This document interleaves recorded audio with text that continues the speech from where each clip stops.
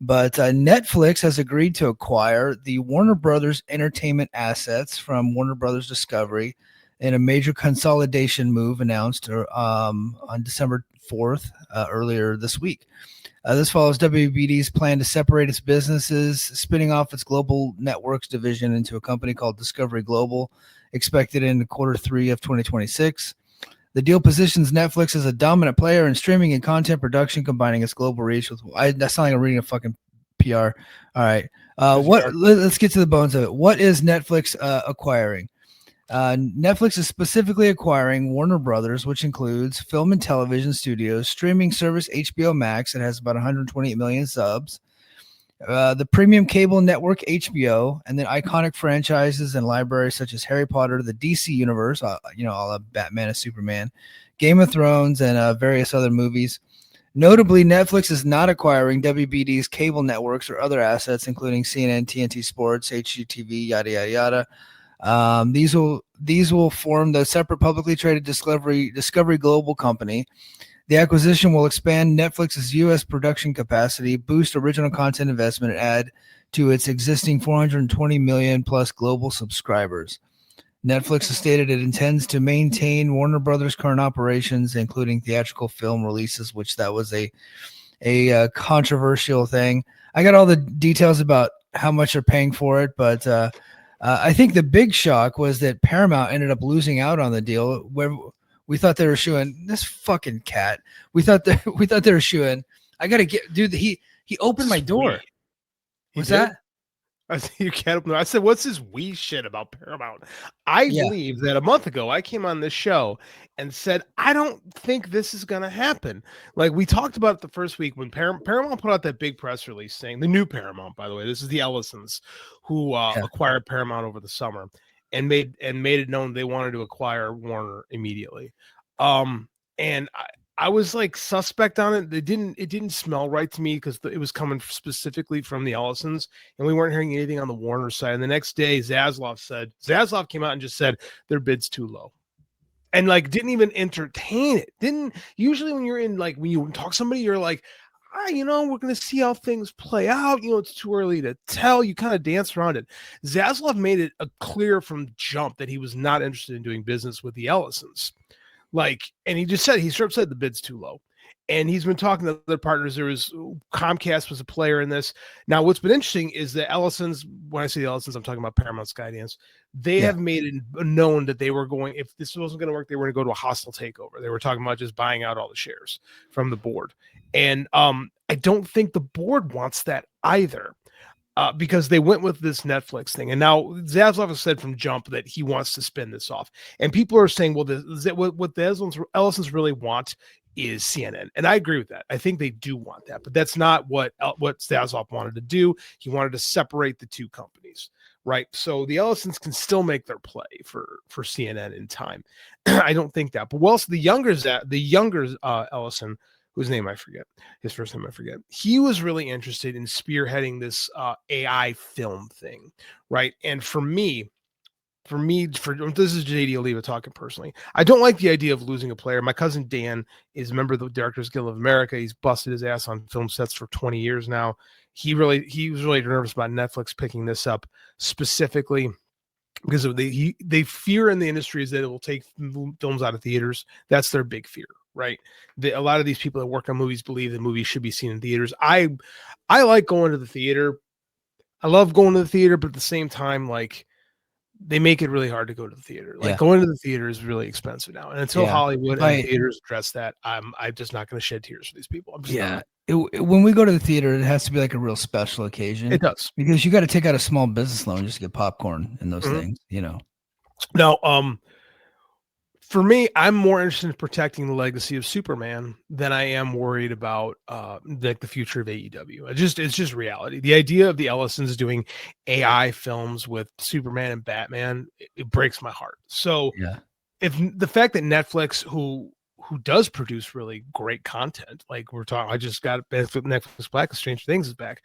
Like the fact they're going to have a full arm underneath them, I'm okay with. Like, I know a lot of people are very, very upset with this, but I'm going to be real with you guys. Warner Brothers has had a shit ton of ownership since Jack Warner sold it to Seven Arts in 1967, right? Yeah. Kinney National Services bought it in 69. Kinney National Services owned a garage company, man. That's where they came from. They're a parking deck company. They owned it till 1989 when they sold it to Time Magazine, right? So Time Incorporated bought it. And then AOL bought it. Remember the AOL Time Warner merger? Not to mention the merger with Turner that occurred at the same time. So, I mean, like, and then AT&T, of course, bought it in 2018 and then Discovery in 2022. So, I mean, this is kind of like part of the course. And I've said this before on the show. I just lost my camera. Give me a second. Sorry, I don't know what happened. You lost your camera. I did lose my camera. Hold up. Sorry about that. You just got to select. It went off of camo camera. You got to reselect it. Oh, God damn it. Give me 1 second. Sorry about that. Sorry, guys. This is bad radio. Yeah, so basically what JD was getting at is that they have sold this thing time and time again, and so Netflix would just be the next company in line to own it. They are going to face some legal hurdles because the Ellisons are buddy with Trump, and Trump right now obviously runs the federal government, and for a merger like this to occur, it has to get approval by the FCC, right? Or no, whatever, FEC. I think it's FE or SEC, something like that. I'm not a finance guy. Federal Trade Commission. You would think I would be a finance guy considering my current job, but I don't know the legal ramifications of all this stuff. But. Now, Trump's trying to make it out like he's got the final say in all this, and he really doesn't. But he's going to try to influence as much as possible. The problem is there's a lot of problems in the federal government right now, and a lot of what certain people are trying to the FTC, the Federal Trade Commission. Yes, a lot of what he is doing is not very popular. So, but that being said, he could throw a monkey wrench because he's advocated that the fact that he says Netflix is going to have too big of a share, when at the same time he wants Paramount to merge with Warner Brothers. Like, you're talking about two old school, titans of the business. Like, Netflix is at least Netflix at least has a different business model, right? It's going to be interesting. This isn't done deal. This is why, the conversation of what does this mean for AEW? Like, nobody fucking knows. Nobody has any clue. This might not even. The reality is Netflix. That not a dollar has been exchanged. This is all in plans. Like, it has to get approved. Like, this is all so in the infant stages. But the fact the Ellisons are bitching publicly tells you that it's not good for them. Yeah. Right. There's going to be a lot of roadblocks and hurdles, as there was to AOL, as there was to when Discovery did this. Now, what's interesting is that when Sinclair tried to purchase WGN a couple years back, that wasn't approved by the Trump people. So that is interesting. So there is some precedent that perhaps this does not go through, but one would think that it should.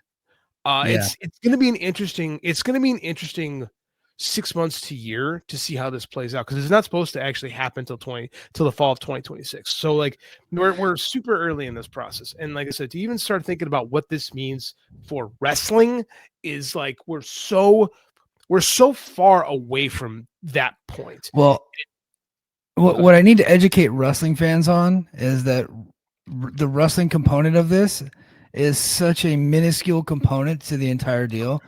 Neither one of these companies, I know Netflix spent a lot of money on Raw, but I don't think Netflix gives one shit about AEW. And honestly, they probably would have much rather have Raw pay-per-view or WWE pay-per-views versus the Raw television show. This is so much bigger than wrestling. It's not really a huge part of this. The only way it would affect AEW at this point, because Netflix is not purchasing the cable networks. They're purchasing HBO Max, which is a secondary component to AEW's TV deal. And if they did, you're also assuming that HBO Max would eventually just go under, and all content would be moved to Netflix, and that Netflix would not be operating both streaming services independently of each other, which we don't know any of that yet. But if they did, again, that is the smallest part of their deal with Warner Brothers Discovery. The TV deal is where they make most of their money. So at this point, it's not going to have any real effect. It's going to take a while for this to go through. We're looking probably towards the end of 2026, and the beginning of 2027 is when it would start to change. Now, that does come into question whether or not AEW's next TV rights negotiation, which I believe is done in 2027. Could it have an impact on that? We don't know. So for everybody to say that it's absolutely going to have an effect, I said it's not going to have any impact at all as of right now, because the deal is not due until 2027. So I don't really think this is like a huge impact on AEW. And Tony Khan was asked about it, and I thought he answered the question pretty well. He's like, well, we have a relationship with Netflix, and we have a relationship with WBD and Paramount and all these companies, especially with our partnerships with the NFL. So no matter what happens, I think we're going to be fine. And he's right. I think they're going to be fine either way. I don't think this is really going to be a detrimental thing at all. Well, yeah, TNT and TBS are going to stay with Discovery. So whatever happens with Discovery is really CNN is the crown jewel of that. So like it's going to be super interesting. Which is wild, because that station is a dump. It's like it has fallen on such hard times, but I think they just want to be able to control the narrative in the media. I think that's what it's about for the Ellisons. That's exactly what the Ellisons want it for. They want to be able to control CNN and turn it into another Fox News. And all that's going to do is just kill CNN, right? Because the people who watch CNN intentionally don't watch Fox News, but they want to create another like Newsmax, like just to make the Trump people happy. So whatever, all they're going to do is just run CNN into the ground, and no one's going to care. They're going to compete directly with Fox News, and then they'll fight over who dear leader loves more.